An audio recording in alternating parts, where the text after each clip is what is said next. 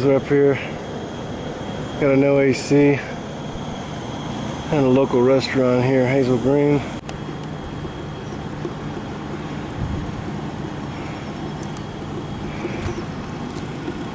Got water coming out from the bottom.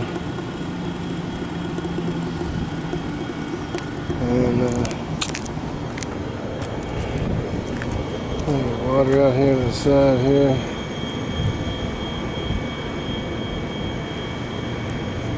So, pretty sure if coils can be froze. And there we are.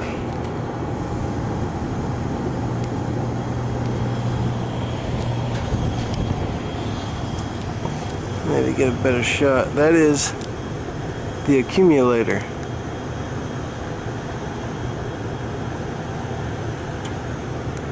There. It's totally froze up, solid. So we're going to take it apart and get it thawed out. Got the fan turned on, cycle the air through it, thaw it out.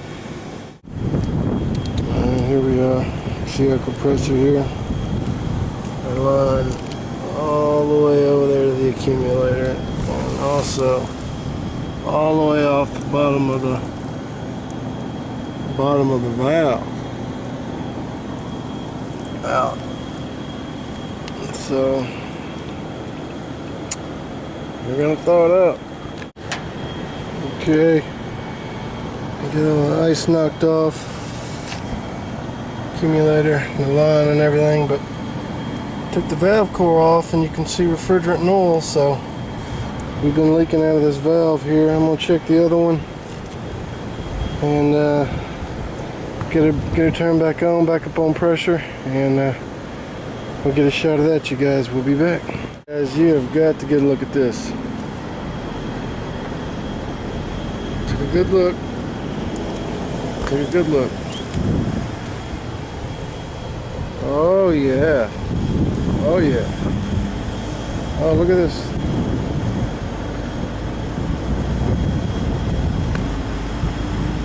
But the old unit is now the new unit. Oh yeah, just thought you guys had to see that. There's no doubt about it. Alright, we'll get back at you.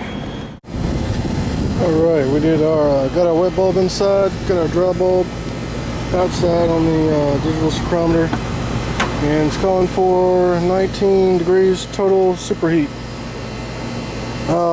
This is a non-TXV unit, so we went by superheat, and we're on roughly about 44, 22,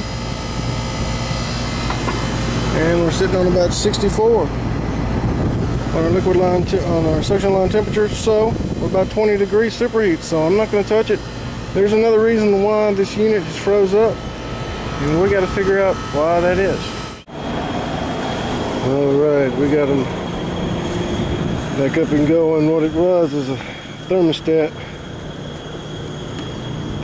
When I turned it off, the unit would still run. And so we changed the thermostat out. Unit's working good now. It's good and cold in there for them, and it's not freezing up. So apparently it never shut off. It ran all night long, froze up. And I think it got about 45 degrees last night, so it's running good. So we're going to call it. I got them on a I think it was a Simple Comfort.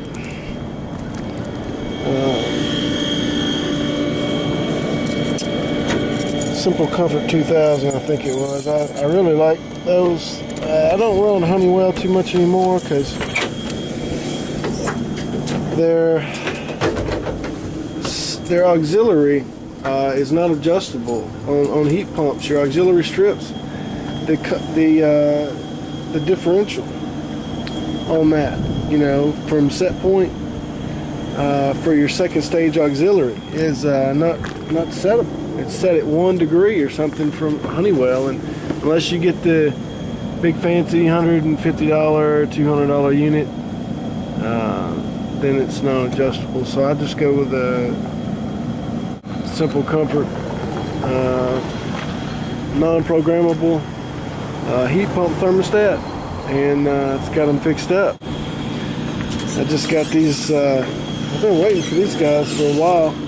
Just got these guys in here.